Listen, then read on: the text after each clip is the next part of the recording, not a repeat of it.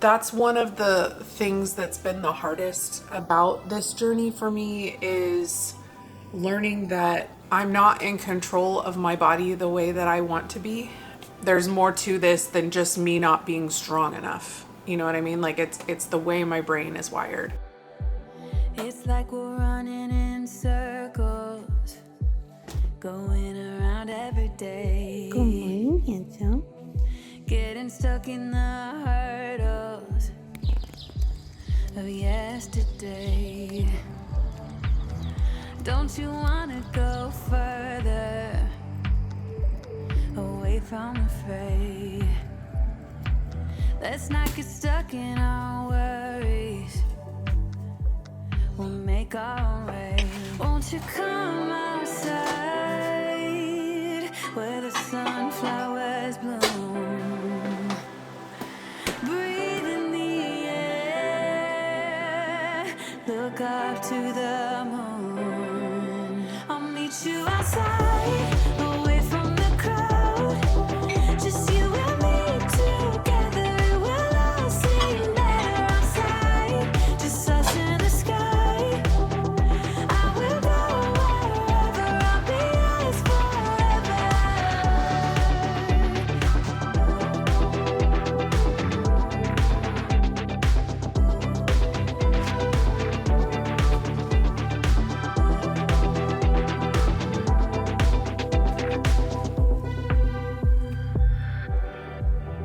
Are we part of this circus? Good morning, my friends.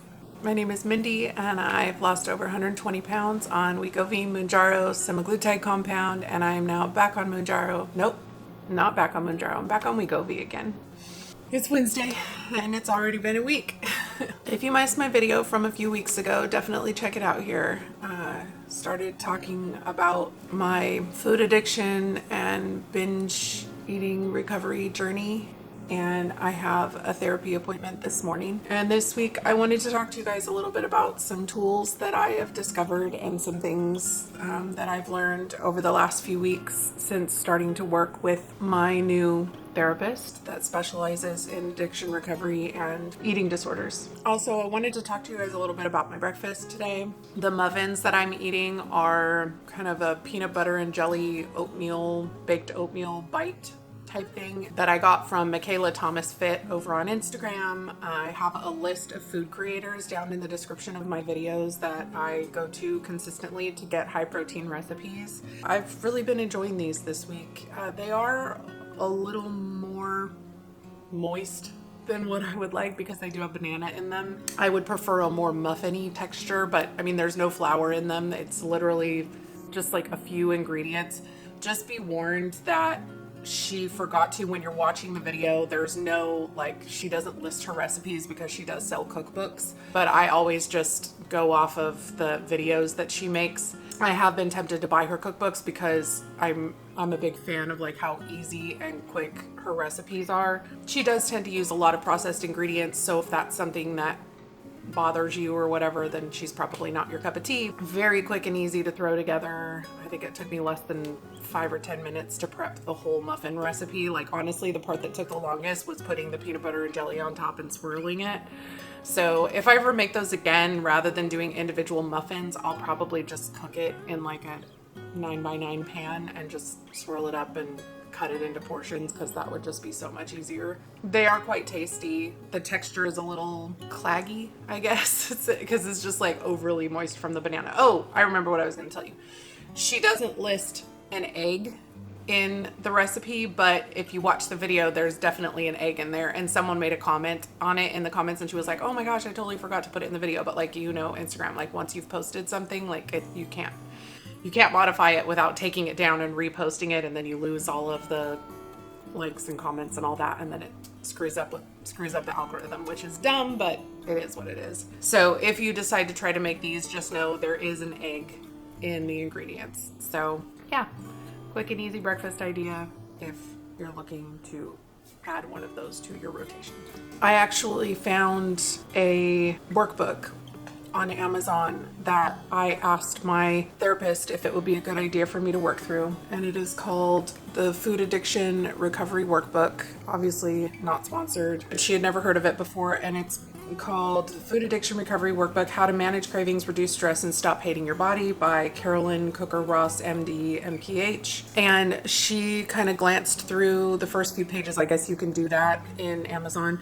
And she was like, yeah, it looks really good, because her major concern was hilarious of all hilarious. Like, a lot of food addiction and eating disorder therapy workbooks, the first thing they start with is your diet and what you should and shouldn't be eating and all of that. And if you have ever suffered from a food addiction issue or an eating disorder, you would know that restricting foods is like a surefire way to trigger a binge of some kind. It's the reason I'm finding out that every other diet I've ever tried has not worked, because my brain is wired differently. And that's one of the things that's been the hardest about this journey for me, is learning that I'm not in control of my body the way that I want to be. We're just getting to the portion in the workbook where we're talking about how my childhood kind of influenced my food addiction, and kind of the uncertainty and unease that I had in growing up as a child of divorce, where like my primary caregiver, which was my mom, she was a very loving and, nurturing mom, but because she was a single parent, she really wasn't around a whole lot because she had to work a lot. She put herself through school while raising us. Like, I guess that kind of fosters a feeling of uncertainty. There was also a lot of people pleasing on my part, because I had a sister that had some special needs. She had a lot of health issues, and she was kind of the louder of the two of us. And she will admit that, like, she was the one that asked for attention and wanted the attention. And she was very vocal about that kind of thing. And I just from an early age chose to just kind of blend into the background, because I felt like there wasn't time for me, even though my mom definitely would have made time for me. It was just something that happened in my brain and in my person where I believed that my sister needed more, so I would be less. And that kind of fostered this sense of never knowing when the other shoe would drop, or just like this feeling of unease. And in your formative years, like, that really shapes your brain chemistry, and it shapes how your body copes with things. And I remember from a very young age hiding food and like sneaking food into my closet to eat it. And it's not because my mom wouldn't have allowed me to eat it. I just didn't want anyone to know that I was eating it, because I was afraid that they would tell me I couldn't. And I just wanted to hide it. And I did that probably as young as like 6 or 7 years old. And it's just scary how things like that can shape us and shape our brain chemistry from such a young age. And I'm just now realizing like how much it has affected me and followed me throughout my life. So if you're someone that has battled food addiction, you're not sure if you have food addiction, I highly recommend that workbook. I will put a link down in the description to the Amazon. It is an affiliate link, so if you have an issue with me making a commission off of the things that you click, obviously you do not have to use my links. You can just search up that book on Amazon. It's just the easiest way for me to share that book with you. I'm just learning a lot about food addiction. I didn't realize there were different types of food addiction. Like, there are impulsive and compulsive food addicts.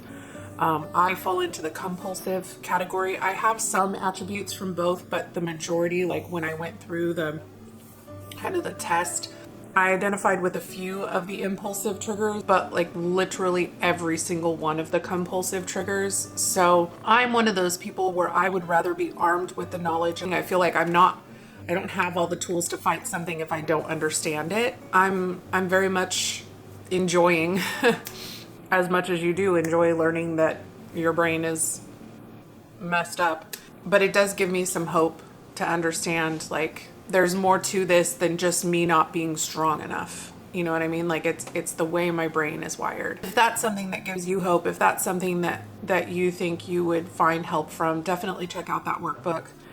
The other thing that's really been helping me, I think I mentioned to you guys that my new therapist specializes in cognitive behavioral therapy and dialectical behavioral therapy. While I'm on my walks, I actually found a podcast that I've been listening to, and it's called My CBT Podcast. It's on Spotify by Dr. Julie Osborne. Basically, the whole point of the podcast is for her to explain what CBT is and to give you tools that you can use to help get through. And CBT basically is literally meant as a way to help with anxiety, depression, eating disorders, all sorts of things. And just in the, I don't know, 5 or so episodes that I've listened to already, I've already learned tools that I can use to help to capture the thoughts that are driving my moods and my physical reactions and my behaviors. And it's really been helpful over the last couple of weeks or week and a half or so since I've been listening to it, like to have those tools that I can use in my tool belt to get me through those times when I'm having those destructive thoughts, and recognizing that when I have a mood, it's being driven by a thought, and it's not just me being beholden to my moods and my feelings. Anyway, I'm gonna take a shower and get ready for my therapy appointment, and I will see you guys after. Good morning. Good morning. That was a good session. We talked about some of the chapters that I worked my way through in the workbook, kind of like how your childhood affects your food disorder and the compulsion stuff and other things.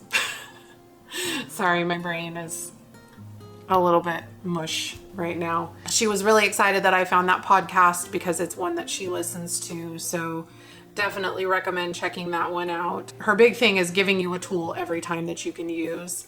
And the very, very first one, the tool was kind of like a mantra where I make decisions based on what's good for me, not based on how I'm feeling.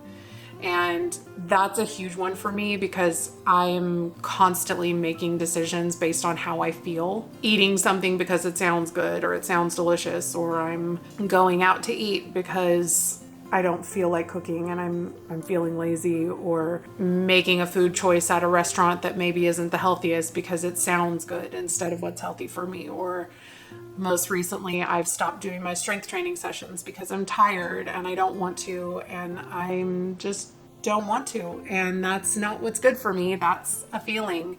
So I have to be careful because I can take something like that and switch it from I'm making a decision based on what's good for me instead of how I feel. And I can start using the just suck it up and get over it, because that's not good either. You're acknowledging the fact that you're making a choice that's good for you, that's good for your health, that's good for your mental health, that's good for your person. And doing things that are good for us is not always easy, but it's still good for you. And it's weird to be in my mid-40s and still learning how to do things that are good for me instead of just acting on my feelings. I have always known that I'm a people pleaser. I have always known that I am kind of an insecure person. Like, I require a lot of reassurance, and I seek that reassurance out from people, even people that I don't like very much. I want people to like me, and I will bend over backwards and do everything I can in order to try and make people like me. That's not necessarily healthy behavior. I think the thing about therapy, and especially working with a therapist that specializes in DBT and CBT, the thing that's so helpful is it's not just a let's talk about our feelings. It's let's talk about your feelings, and then let's give you some tools that can help you get through that. And one of the things we talked about today was urge surfing. Dartmouth, I guess, put this out, and I still have to read the information. I'm just going based on what she told me today. But urges, I guess, like they've studied urges and like how they work, and there are like 4 stages to those urges. And an urge itself, like that happens in your brain, only lasts for about 30 minutes. And having been someone that's fought an urge, I can tell you that it feels like a heck of a lot longer than that. Being armed with that knowledge that like you only need to get through the next 30 minutes without giving in to that urge, something that you know is not good for you. I can do anything for 30 minutes. Do the research yourself, take a look at urge surfing. Let me know if you want another video like talking more about urge surfing specifically once I've learned more about it.